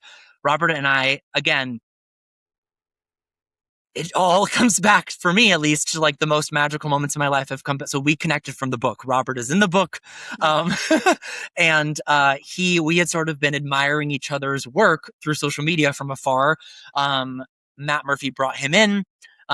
Robert, we shot him for the book. We stayed connected on socials for the few Was it the months 10 to 15 minute ones? Yes. Quick ones, in and out. Bye. Yeah, it was. And we stayed connected. And then he, at the time, the program had a different name at the time, but they were having a person transition out of one of the coaching writing seat components in his program at the time. And he reached out and he was like, hey, I'm losing this person. Did you have any interest in this? This is what the job description is, XYZ. And I was like, it came at a time in my life where I was working like 4 jobs at the time. I was working for a luxury fitness brand, selling memberships, and miserable. And I was just like, felt like I'd like sold my soul to corporate America. And I was like, I have to do something different. And then this sort of just landed in my lap. And I did that for him, for that one cohort of clients, of women. And then literally, like, that was 3 years ago this December. And then we sort of just like stayed in contact, and he kept like giving me things to do, and I was just working 1099. And like, it's funny because I never really got like, it never was like where I am now of what I'm doing in the company, right? Was never like, Andrew, here is the thing I want you to hire you for. Like, the job of what I do now for him has sort of been crafted, if you will. Yeah. Which is unheard of. And I'm so grateful for, like, around my skills and around like it is, my job is equal parts managing a team, directing, producing. It's like all of the things that I love. It is being on stage with him and coaching our clients. It's leading Zoom calls and coaching. And again, like, the love of entrepreneurship comes from, my mom has a business back home in Oregon that she's had for 2 years. We'll be her 40th anniversary of starting this business out of our house, growing it to a multi-million-dollar company with 2 storefronts and 25 employees. And she just was, in the 90s, she was a mom that was like, I want to be a stay-at-home mom and also work. And I want to have it all. And she created and paved the way. So she instilled that in me and my sister. And like, that is why I've always been such a fan of what Robert has done. And so, yeah, that is my current 9 to 5. And I love it because it's different every single day. It is incredibly creative. The clients and the people we get to work with, being able to see our system and our program over a course of a year and getting to know, like, our clients become our told And it is such, if you would have told me that I would be doing what I'm doing now, predominantly with women my mom's age, day in and day out, if you would have told me that 3 years ago, I would have been like, I'm sorry, what? But when I tell you that it has changed my life, Robert has changed my life. And I thank my lucky stars every single day for what this means in this moment, in this season. But speaking to what you asked about, like, that identity piece, leaning into the decision in the last year and a half, when I became completely full-time, became an employee, and now I'm the associate director of both of his companies, leading everybody on the team, right, every day. Stepping into that identity and letting go of that, to be able to step into that with him meant that I needed to and had to stop auditioning. And that was an active choice and an active decision in that moment and this season of my life.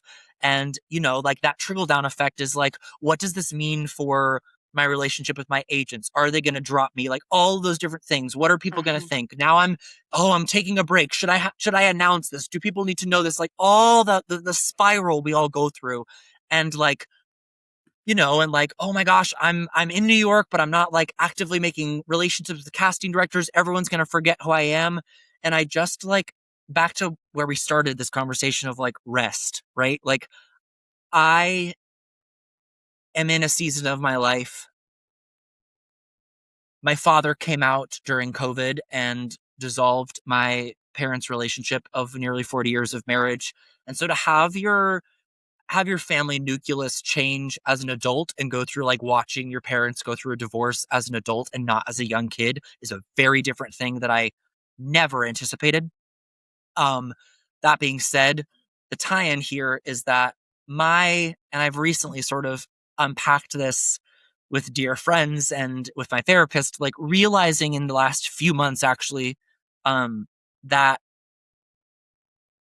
all of it, especially if you are a creative and individual, all of it is connected. And if you don't allow yourself to recognize that, I believe that you're doing yourself a disservice, right? Because what I mean by that is, I had been grappling with, talk about running, like I said earlier, right? Like, I had been grappling with, what is my relationship to performing when it's not trying to make my father proud, when it's not trying to be doing these things back to the people pleasing, back to what other people think.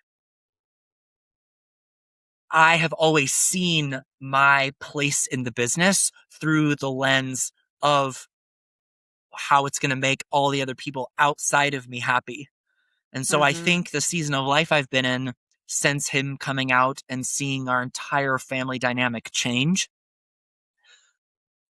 the I shouldn't really call it a gift because it's kind of been a really hard, long time coming to even get to this place to be able to talk about it. Right. The decision I've had to make is like constantly asking myself, like, why and what do I want? And also recalibrating what is my identity to the business and to being a performer. And I think I had to go through sort of a grieving process of, okay, I am now not I am in a season of life where I am not speaking to my father, right? And I hope that can eventually change. That is our own journey and a decision that I've made. And also from a standpoint of identity, I'm so grateful for this season of life and being able to try on a new creative hat with my job with Robert and how healing that has been for me. And do I know that I will be back on stage eventually? Absolutely. Like that is so woven into the fabric of who I am that I could never like let that part of me go. But the thing I've been trying to be more present about is that I want the decision and to step back into auditioning again and stepping back into the grind. Like I've been trying to, in the last year of my life, give myself more permission to be like, this is a season of nurturing this growth and this time with Robert and with these clients that are changing my life and diving headfirst into everything I want to expand and grow with Braving the Business because it is so important to me. And I don't know. I don't know if it would be better for me. And here's the thing, like, we will never know, right? Like, I don't know if it would be better for me to be building and growing Braving the Business, being on a Broadway stage and being in that mindset and daily lifestyle to be creating and growing it. Or if what I'm doing and the choice I'm making to do now, if that's better.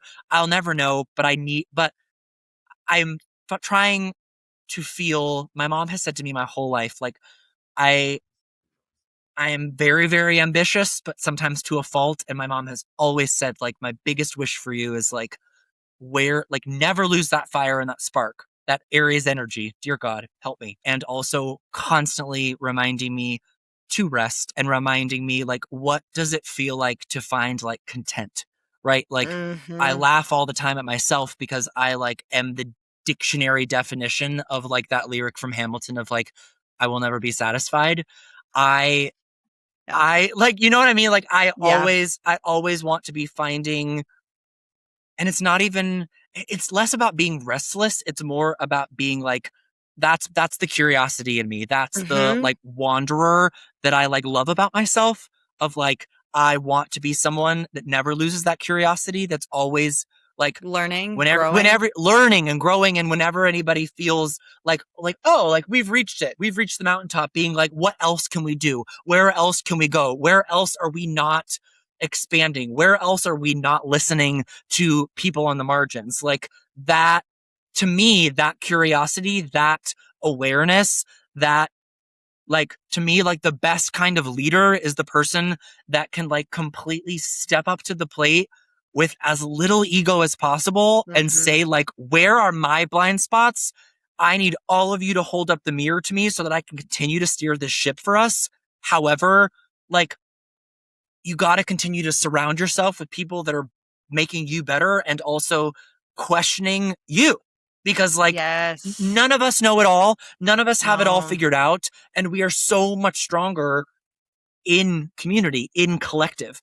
And so that was a very tangential way of saying that I'm so excited by the season of life that I'm in right now. And I think the bigger conversation that I hope anyone listening can take away is that your identity is yours and is yours to craft and is yours to like be, like I said before, like to be in the sandbox of this creation story of yourself. And I think the biggest thing, especially for creatives, is like give yourself more grace on that journey. And I say that and I can like preach that till the cows come home. But let me tell you, am I terrible at like giving myself that grace along the way? Dear God. It's hard. It's easier said than done. And it's it's a forever thing that you like go through. But I also love what you said too about like your identity is yours. And I feel like I've been leading into that as well, of like back to the surrender of like what we've been societally, that's not even a word, but programmed to think. And just being like, hey, this is what makes me happy and this is what is lighting me up. And I think the craziest part for me, which will relate back to you, is like you're having these thoughts of what are people thinking of me, and then you have people, at least like me, that I'm like, that is so cool what you are doing. Like that is amazing that you were able to choose yourself. And I'll never forget when I had chosen to leave and step away from Rockettes, and I was very insecure about it. And I was talking to actually Benji, who was on a while ago. We had just met, and I told him my story, and I hadn't even announced it to like anyone publicly yet. And he was like, that is so awesome that you could choose yourself, and not a lot of people could do that. And he's literally on Broadway. And I was just like, oh, it like hit me that like, wait, actually people are choosing themselves. And like, that's actually inspiring people. And it's something that people like us maybe in the moment are so insecure about, but it's actually so powerful to be able to choose yourself and to want more in life and not be afraid of what that repercussion might look like, which is so cool. And never say never of like who knows what's going to happen down the line. 100%.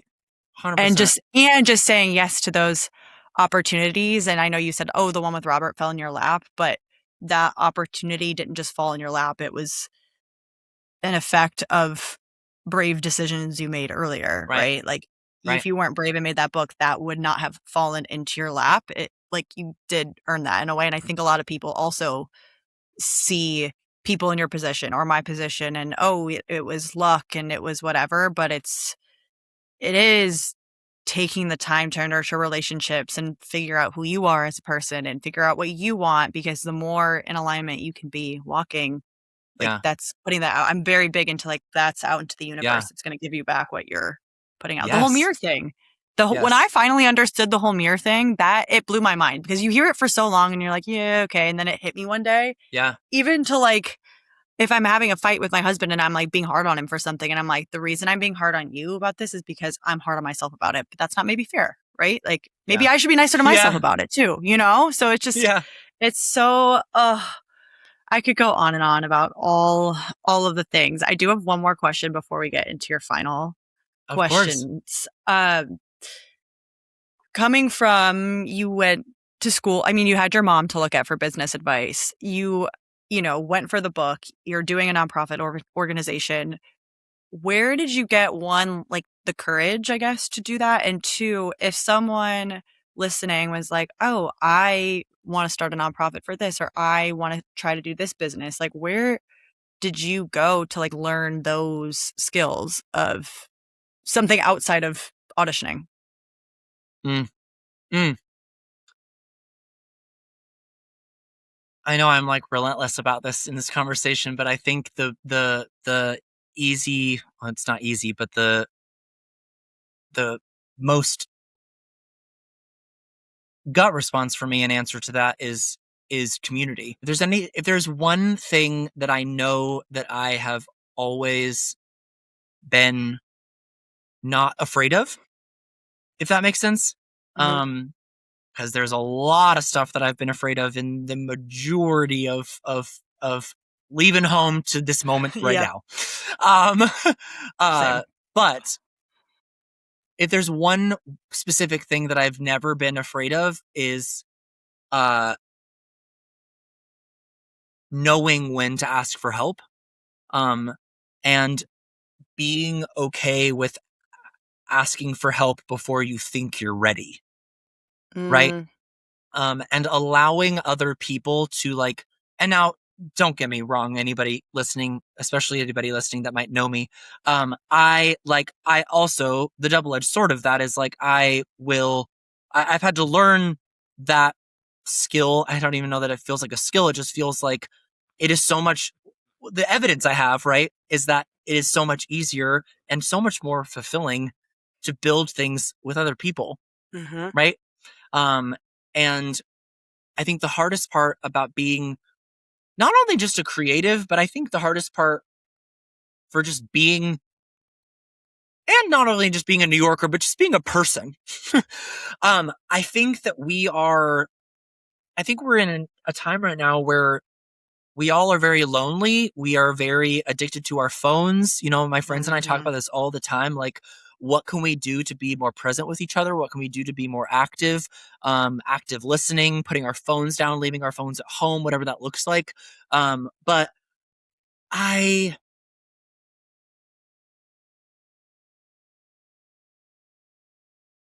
think that the best things in life are meant to be experienced with other people, whether that be people that you are super familiar with, whether that be people that you just met. And community can't be built without like stepping into what we talked about before, like stepping into moments and like little moments and pockets of discomfort. Yeah. For a second, so that you can push past that, like you said before, to find the commonality of what you actually have in common. Right? And so I think that I don't know if that answers your question, but I think that has been I think it asking for help and being willing. That's what it is too, right? Like being willing to be seen maybe before you're ready, right? Yes. Like, because there's not like a mirror ball or a there is a mirror ball. There is not a crystal ball, I should say. There is definitely a mirror ball for some joy in the room, but there's not a crystal ball or a billboard on the side of the road coming, being like, now is the time to launch that business. Now is the time to bet on yourself and ask that person on a date. Now is the time. Like, that's not coming. And so like that courage and that bravery is a muscle, Yes. and like, and that comes from trying those things from a space of absolute terror and fear, and sometimes falling on your ass, but more often than not, it working out. And most of the time, it's not going to work out the way you've like crafted it in your head. But something I'm trying to get better at in this season of my life is like what we talked about before, of like surrendering sooner so that I can get to the action sooner, rather than being so committed to the delay of like the planning. Cause I love that. I love a to-do list. I love a planner. I love, because that feels like control to us, right? Yes. That feels like, oh, I have this really big, bold idea. I'm going to just like sit here and like plan it for months and months. And then 2 years pass and you're like, oh, I've been like planning and writing my pilot, but like, I don't know if this is good or not until I get people asses in a circle in my house in chairs and read this pilot out loud and hear my creativity and then have feedback and information back. Right. So it's like, for me, the two biggest things are like the curiosity component, asking people for help. But then the biggest part is that when you do those things, what you have to be willing to have is feedback. You have to be willing to have other people in your life. You have to have the courage to say, I want you to tell me where I'm falling short. I want you to tell me. And if you are not willing to invite in the feedback, you've got to like start back at zero, in my opinion, and get serious with yourself about like, okay, then are you trying to build something like in a silo, like alone? Because that's going to be very lonely. And who's that going to help? Yeah. No. And it's like, I've actually tried to reframe it for myself too, of like even the fear things of how exciting it is. I'm like, oh, like how cool to be afraid, because we all know how it feels. And on the other side, you're like, oh my God, I just did that. That's awesome. So like focusing on what's going to come after that, like what comes on the other side of fear is always something better, whether it's a lesson or success, whatever that looks like. And I love the idea too of just like getting the feedback and data. I even try to tell that to people like for auditions. I'm like, just take your ego out of it and just like just learn from it. Like what did that teach me? and how can I be better, and like just detaching your worth to your career and what you're doing. And like, because I don't know, at the end of the day, right, it's about community, it's about people, it's about connecting. So it's just like just kind of being detached from all these outcome based goals, and just like, how can I, or you have an outcome, how can I get there, and like leaning on people. Because I think it's also so cool to be surrounded by so many people that can teach you so many things. And like, how lucky I hate when I'm not that I really ever am, but if I'm the smartest person in the room, like, what am I? You're in the wrong room. Like, what are we doing? Right. Like, you want to grow totally and get agree. better? I totally agree. But it's that, it goes back to the, we're taught you want to be the best because you want to book a job. So it's just, where do we, which it's an ongoing process for all of us. Yeah. And wow, I feel like I need to go start a nonprofit or something after this. I'm just kidding, but maybe one day, but, oh my God, I could go on and on in this conversation, but for the sake of the length of an episode, I'm going to ask you your final questions. I know I've been getting bad. I'm like, let's just make it a 4-hour episode. But, okay, Andrew, I know hindsight is 2020, but if you could go back to your younger self and give yourself a piece of advice, what would it be? Oh, that's so good.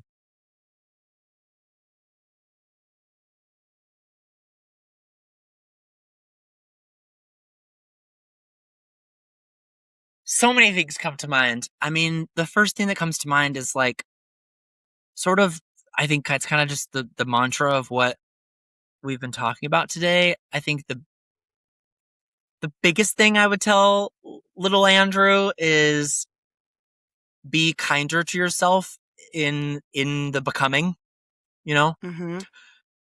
And I think that the other thing I would say is like, stay curious, because it will open so many doors. And I don't mean like open doors like opportunities like you're going to get something. I mean like it's going to open doors to you growing, to you meeting people that are going to change your life, that are going to change your point of view, that are going to align you with your dreams in a different way than you maybe expected.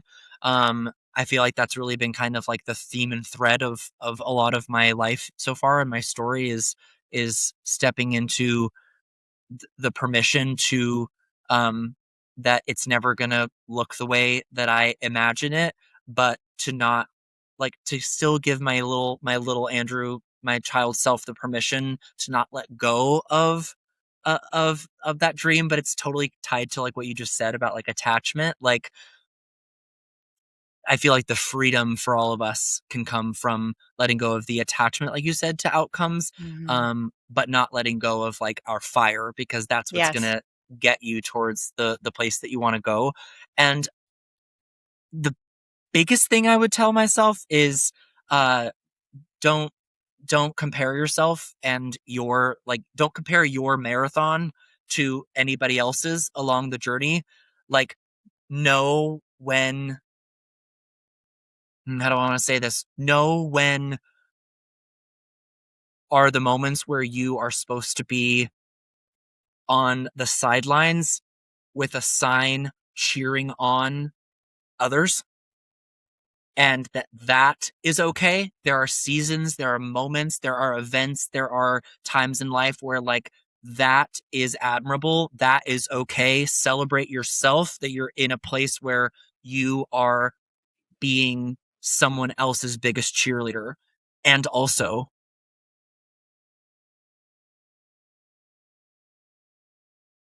be content in your own marathon, and know that like other people are going to pass you, other people are going to fall down when you're on your marathon. You are going to fall down, but like that's the moment where I would say give yourself the permission and the grace on that journey to have like clear blinders on, right? Like, if that makes sense. Have these like clear horse blinders on to like, I'm going to keep my eye on my own journey. It's going to change a million times, but these blinders are going to be clear so that I can recognize that like I'm going to I'm going to see that other people are going through things. I'm going to stop if I need to stop to help them along the way. And also like letting both things be true at once. That whole like compares to despair is so true. Like I'm not going to try to like look at it and be like, oh my God, their clothes and their sneakers for this marathon. I'm really like going into this metaphor. Sorry. No, I love the clear blinders is amazing to me. Like I just like have the clear blinders so that there is not like all of this, all the stuff that's naturally the rubble and the things that are going to get kicked up from anyone's journey and anyone's race. It's going to happen, but you need to protect your own peace. But don't make them blinders that you can't see the outside world anymore, because that's not going to help anyone. You're not going to grow, and you're going to be so selfishly eye on the prize that you're going to miss things. Like if they are not clear, you're going to miss it. And so have clear blinders on so that you can stay in your own lane and also know when to like look and be like, oh, that is going to, I just saw that they just tripped over their own laces. That's going to teach me that sometimes I'm going to have to 2 miles from now pause and retie mine so that I don't eat shit like the person I just saw fall over on my left. You know? Mm-hmm. I'm going to stop before I just give you a whole diatribe that's 10 miles long. No, that's great. The clear blinders is something I've never... Did you come up with that on the spot? Yeah. That was so maybe good. Maybe I accidentally, you know, like through the transient property heard some sort of thing like that years ago, but yes. But like that wasn't like, you don't actively say that. That you should start because that was amazing. If there was one key takeaway for people listening to this to take away from our conversation, what would it be? And make you pick one. Because I know you'll like, yeah, and I know you'll just be like, okay, well, but also this. The one key takeaway would be stop apologizing for your journey. Love that. Because your apology is not helping the impact you want to have. Oh, I'm not even going to elaborate on that because that is, wow. Thank you so much for hanging out and motivating me. If you're listening to this and you're not motivated, I don't know what else to do for you because I feel like I can take over the world. Where can everyone follow you and follow all of your endeavors and donate if they can? Yes. You can follow me on Instagram at @Norlen. And maybe we can put these in the show notes or something. Oh yeah, of course. Perfect. In the show notes. And check out Instagram at Braving the Business. Follow us, follow the work. Come to our next event. We are doing partnerships throughout the rest of the year with the Public Theater, and we have a big celebration that I'm in the midst of planning for the 5-year anniversary for When the Lights Are Bright Again this fall. So check that out to sort of introduce us to a new wave of where we're headed next with Braving the Business. Wait, this might be my return to New York. I might have yes! to. This might be the reason. This might be the reason. Oh my gosh. Thank you so much for being here, you guys. Go follow Andrew. All of the things is in the show notes. Like, comment, subscribe, all the podcast things. Thanks for kicking it with us, and we'll see you guys next time.